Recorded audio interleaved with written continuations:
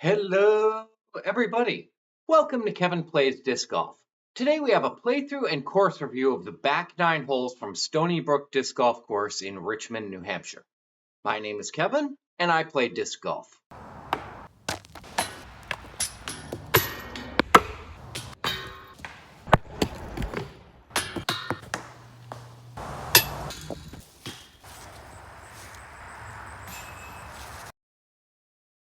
Filming on course for this video was done on April 4th, 2026. The front 9-hole course originally opened in 2021. This video is for the now fully playable back 9 holes, numbers 10 through 18, and though there is still work being done at it as far as signage, maintenance, building tee pads, and permanent basket locations, this is largely what the back 9 holes will look like.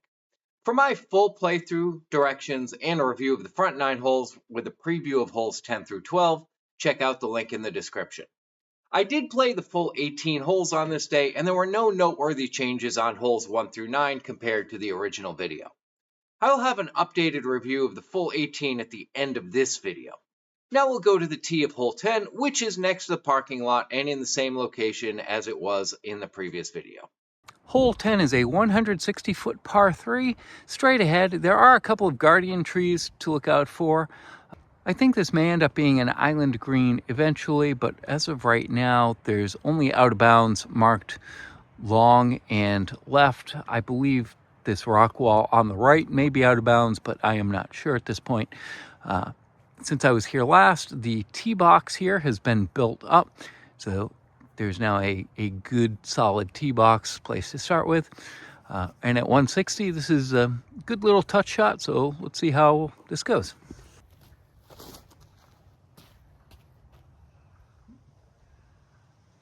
That was about the right distance, maybe a little long, but went left. I was really kind of hoping it would hit one of those trees on the right side and kick back, but I should still have a putt from there.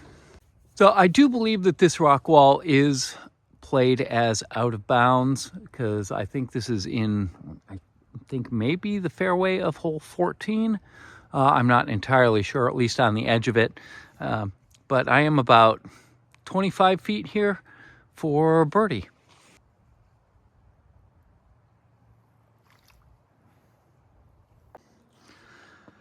POV drop in for par. All right, there we go. So something else to note here is for hole 10, there is some water and moisture here. And if we look back up the fairway towards the tee, we can see that along the side next to that rock wall, we have some temporary bridges that have been put up. This fairway is quite marshy, and given the time of year I am playing, I'll say that the snow has just finally melted within the last few days here. So there's a lot of places that are wet that I'm sure will dry out over the course of the next few weeks or so. To get from the basket of 10 to the tee for 11, we continue past the basket, and again, here's another little temporary bridge here. We do have signage up now for the back 9. Follow this along to hole 11. And again, this is a new section of the course. I'm sure it will be walked in and become more worn and easier to follow as time goes on. So here we can continue on the path. To our left, we have the tee for hole 9, but we want to walk past hole 9 and go up to the top of this little hill. And right at the top of the hill, we have another sign for hole 11. And just on the other side, we can now see the tee for hole 11. Hole 11 is a 242-foot par 3, straight ahead. This was my favorite hole that I played in 2025, and it just looks like it's been improved from here with the new tee box that's been built up. So it's beautiful. We do have a river crossing. There is a mandatory on the left side, but that really shouldn't come into play. The big thing here is the creek crossings. You have the options of, do you want to lay up or do you want to try and get over the creek to the basket? It is a narrow gap, so it is hard to get there, but as long as we get to that sort of cluster of 3 trees just as the bank starts to go down, we will have a reasonable shot to get to the basket with our second if we decide to lay up, or if we hit those trees and bounce backwards.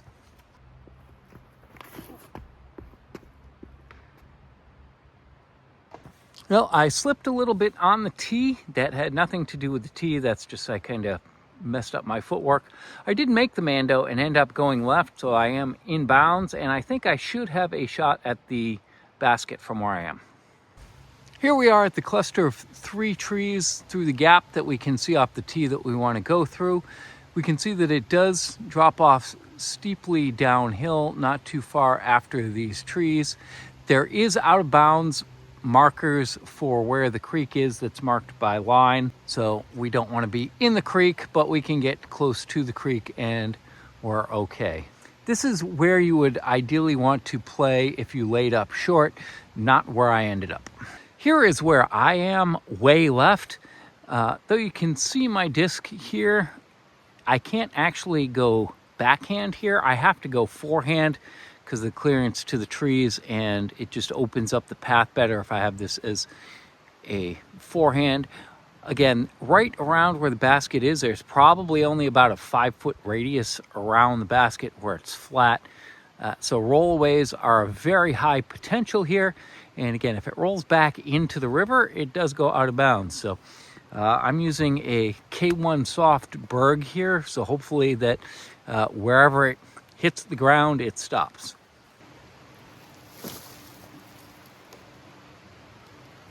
Well, I hit a tree, but the good news is it did actually stop when it hit the ground, so no out of bounds penalty stroke. Here we are at the creek, so there is a beautiful bridge that is here. We can see there is line and these posts that mark the out of bounds. And again, this gives you a good idea of how steep this hill really is to get here. Again, I am left of here, but I should actually have about a 45-foot putt, even though it is across the river. All right, let's try this circle 2 putt for par. That's, again, a unique shot over the river. Hooray! I am extraordinarily happy with that. This is just to give a better idea of how treacherous this green really is. Again, very small flat area, very steep banking along here. If you go further left, there's another little cavern there that's safe, but it does still go downhill out of bounds to the river. To get from the basket of 11 to the tee for 12, we walk straight up the hill past the basket and continue right here. There's another sign. All this signage is new since the last time I was here. And right at the top of the hill, we have the tee for hole 12. Hole 12 is a 235-foot par 3. It is straight ahead, and I will say that this main gap that it looks like you need to go through, it does widen out in person more than it shows on the camera once you get past that gap that's about 75 feet off the tee. It is downhill and back uphill, so the higher you can keep the disc in the air or the further you can go before it starts hitting the ground, the more likely you are to get up towards the basket. The basket is placed on top of a little knoll, so it is, again, kind of death putty, and there is a danger of rolling away pretty much in any direction from the basket.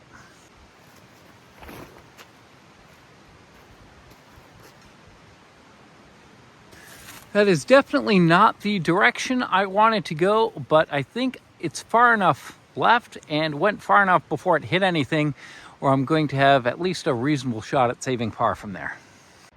Here we are on the left side of the hill that the basket is on. We have this log wall, which provides a little extra challenge here. And you can see that if it goes past the basket, there is a pretty steep drop off behind. On the right side of the basket from the tee is the only place on the green where you really don't have a huge rollaway potential. There are some places where the disc can stop, but if you have a bad kick and bad roll, it can go a long ways.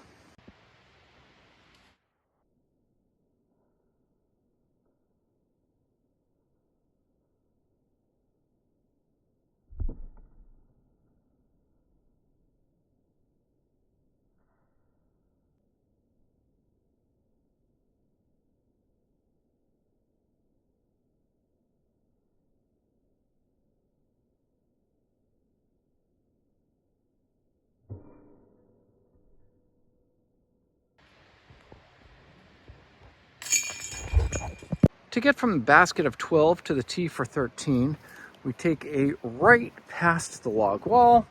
We have the sign for next hole for 13 here. And then right up here in front of us, we have the tee for hole 13. Hole 13 is a 452-foot par 3. It is mostly straight, but there is a bit of a dog leg left. We cannot see the basket from the tee, but it is in the direction of the cutoff stump that is the brightest white piece that's about 75 feet off the tee, just to the left of the burn pile there. The fairway is undulating. There's a lot of up and down, and even though this is not that long of a hole, it's going to kind of play as a scramble.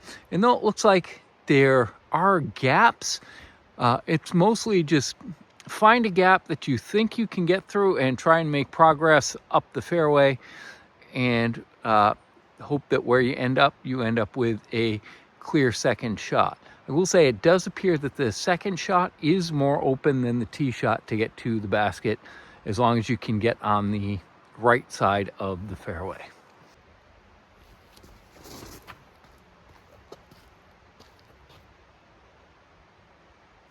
So that came out of my hand on hyzer a little bit, went way right, but it did make it a good chunk of the way down there and past most of the trees, so I think I'll have a view of the basket from where I am.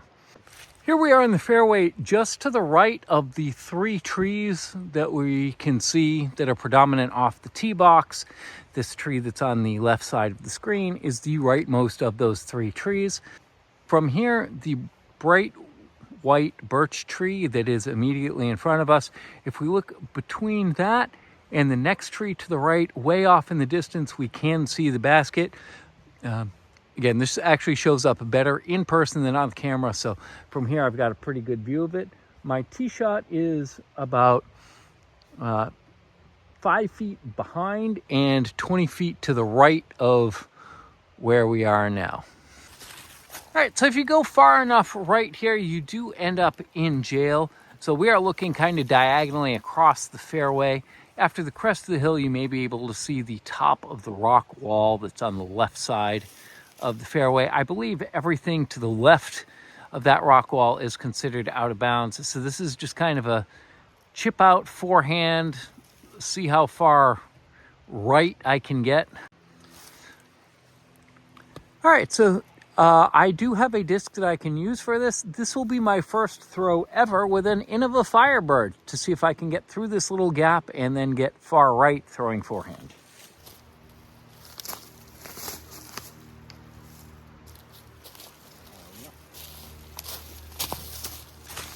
And that shot is one of the reasons why I brought this disc. I don't think I could have asked for anything better than that.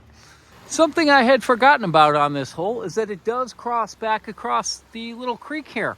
I am in bounds by about 6 feet before the river. So when I said I thought it looked good, this, like, if I could not have come out here and placed it down in a better situation from where I had thrown from originally.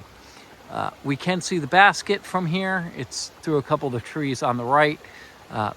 Just the way the gaps are, it's not really obvious from this camera angle, but I do have a forehand approach, which I'm going to use a Berg 4, because again, I just kind of want it to get out there and it die, and I do need a little bit of left to right movement based on where I am.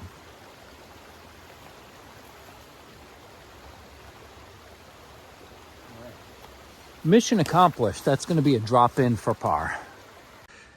POV, drop in for my par 4. Hooray! Now, to get from the basket of 13 to the tee for 14, if we continue past the basket, we have a sign up here for next hole 14, par 3.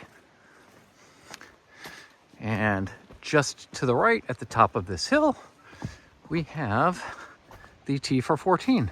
Hole 14 is a 244-foot par 3, straight ahead but significantly uphill, and there is a narrow gap to go through. You cannot see the basket from the tee, but if we follow the line of stumps leads you pretty much directly to the basket. There's 3 stumps in the fairway, 2 of them before the tree gap that we want to go through, 1 of them after, and the basket is beyond the top of the crest in that direction.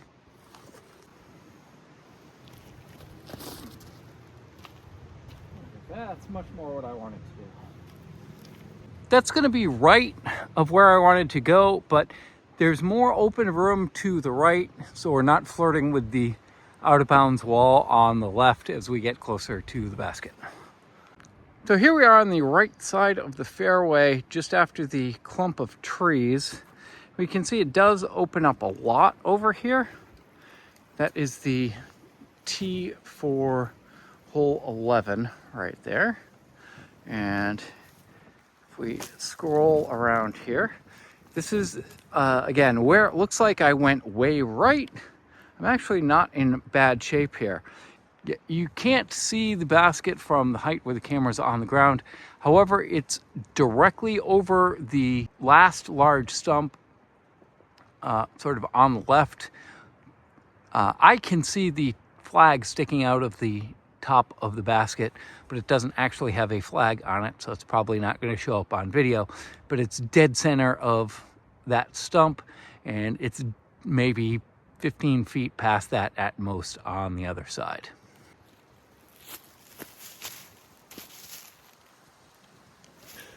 Again, it's a little hard to see from here, but the disc actually dropped between the last tree that it went around and the basket, and I'm going to have a drop in for my par 3 from there. A couple things about this basket placement. The out of bounds rock wall is very close. You can see I'm about 10 feet away from the basket and almost out to the rock wall. If we go long, there is some swampy, marshy area that's downhill, so the bigger issue is not so much that it's swampy and marshy, but more that it's a rollaway possibility if we do go a little bit long of the basket. And drop in for 3. Hooray! Now to get to the basket of hole 15, you see there's a sign right here. So this would be going away from the rock wall. Continue along the path. There is another sign up here that points us to the left. And if we take a left here, we have the tee pad of hole 15 right here. Hole 15 is a 237-foot par 3. It does play slightly uphill, which is a little deceiving because it does drop off and go downhill not too far off the tee, and there's another gully further up, but the basket is slightly above where the tee pad is. It's hard to see the basket off the tee on the camera, but it is easier to see in person. If we look off in the distance, we have the 3 trees on the right-ish side of the fairway. The one that is smack dab in the center of the fairway closest to us. If we look to the right and past that, just before we get to the second tree way off in the distance, the basket is there. So I'm going to try to play a little flex forehand to go between those trees and see where we end up.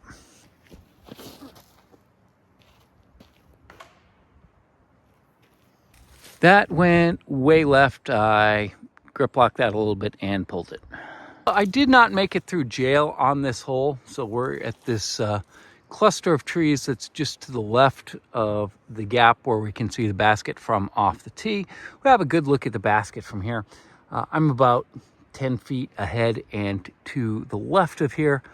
So I'm gonna have to do a little forehand flex, hopefully a little bit more accurate than my last one, and we'll see how this goes.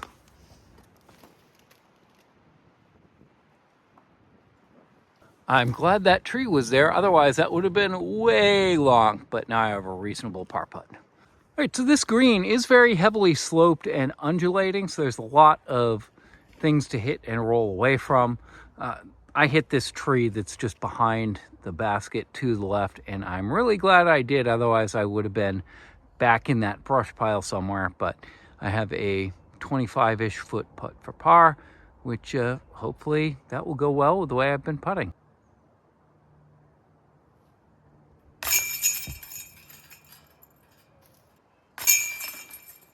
Well, solid attempt anyway.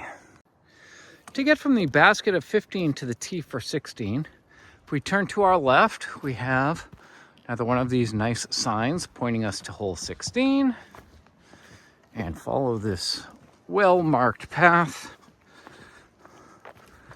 And right over here, we have the tee for hole 16. Hole 16 is a 127-foot par 3, straight ahead. This is an ace run hole, definitely. However, if we go much past the basket, the ground does drop away sharply. It's also pretty steeply downhill, so I'm going to kind of play this conservative and hopefully just kind of skip it up to the basket.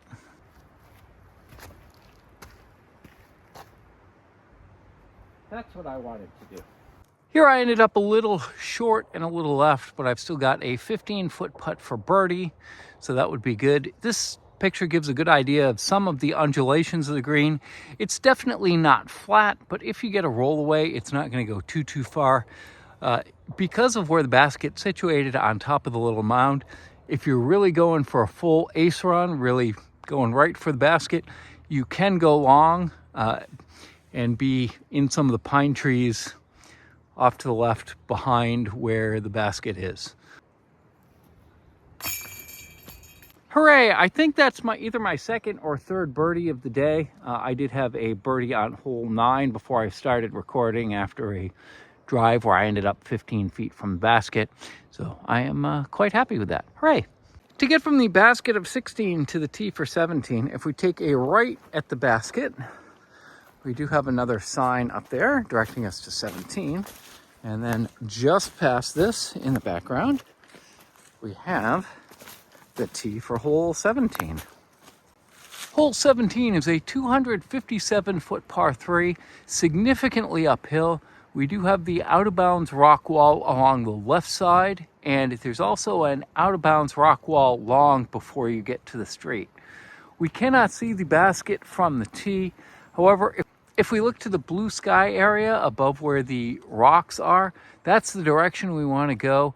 From where the camera is, the basket is straight over the highest point of the rock closest to us, but up over the crest of the hill beyond that. It doesn't drop down very far, so it still plays uphill even if you make it there. But the idea here is just try and get it up in the fairway and keep it out of the out-of-bounds area on the left.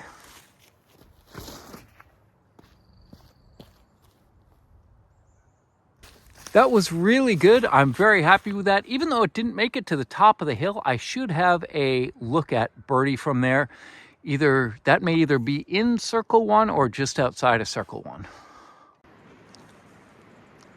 Here we are where my drive ended up. I'm about 50 feet from the basket, so I'm shorter than I thought I was. The rock wall is about 15 to 20 feet past the basket, but again, since it is a wall, you're more likely to hit it and roll back inbounds than go way over unless you go way long here. I do have a clear-ish look at the basket, so we'll see if I can maybe make a miracle birdie putt.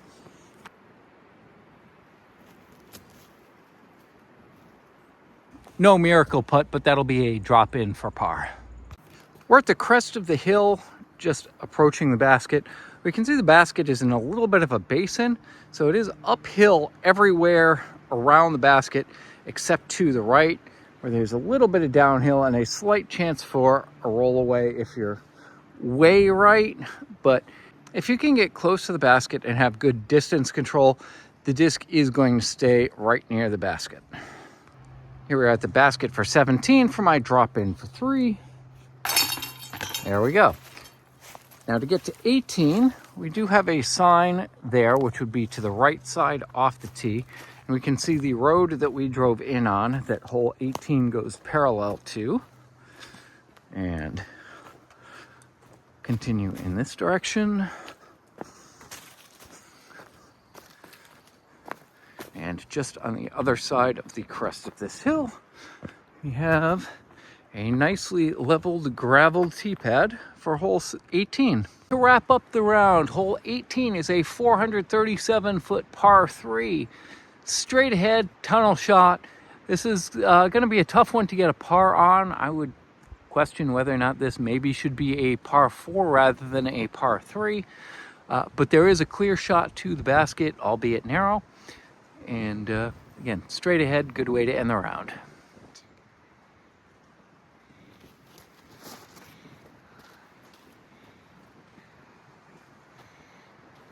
That went left of where I wanted it to go, but somehow squeaked through all of the trees, and I'm at the bottom of the valley, so I will take that. We're at the bottom of the hill, so I'm at pretty much the lowest point on this hole. I'm slightly ahead and to the right of here. There's actually a lot of space to the right. There's more room. You could play this going either way around this tree in front of us, but there's enough room, and I think actually more room if I go forehand, stretch out around right, which I'm more comfortable with anyway. So that's a much wider gap than trying to go through this one that we can see here.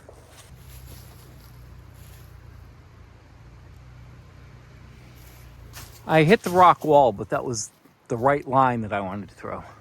So my second shot hit the rock wall, so I am just short of it, but I'm tall enough that I can see over it, and this is probably about a 45-foot putt for what would be a par on a very long par 3 here.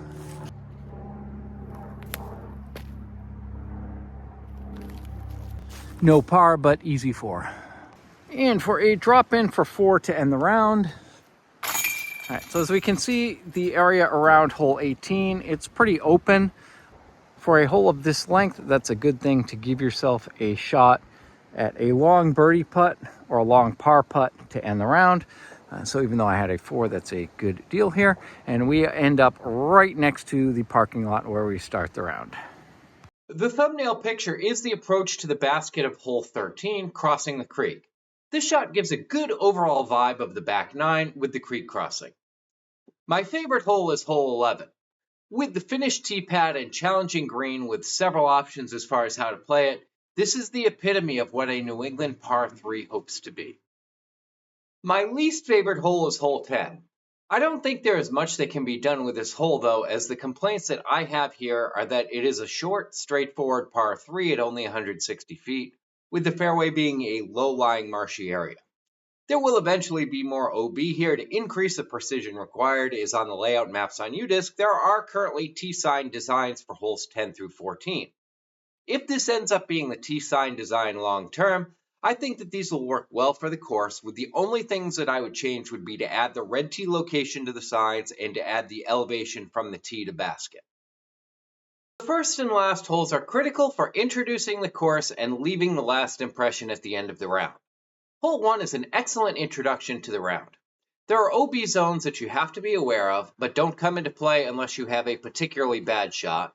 There's a double mando, which makes the hole more interesting than it would be if it was not there, and gives a solid expectation of what to expect in a form that you can see from the tee. Hole 18 is a bit frustrating as a last hole, with it being a 437-foot par 3 through a narrow gap if you're going to get to within circle 2 off the tee. As I can't throw 370 feet without significant help from the wind, elevation, or both, nor can most casual players, this leads to a greater possibility of leaving the course frustrated. The easy solution here is to make this a par 4 where the end to the round feels better. I agree that a similar argument could be made for hole 4 as well, but having that in the middle of the course rather than as the last hole at the end of the round makes it more tolerable.